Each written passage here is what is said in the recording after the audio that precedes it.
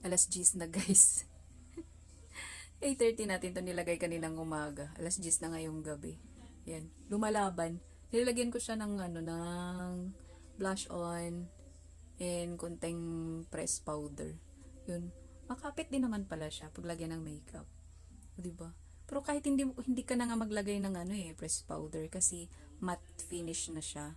Powdery na yung effect niya. Akala ko nga hindi magdikit yung yung blush on ko. Ayan, tumatagal siya. Ganda. Ang ganda ng Hikari Premium Tinted Sunscreen nila. Ganda. Medyo lang, mahirap lang tanggalin sa bote kapag tinayo mo. So, dapat nakahiga siya ganito para mas mabilis lang siya mailabas. Love ko na siya.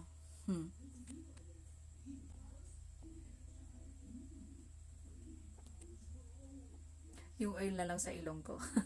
Naglabas.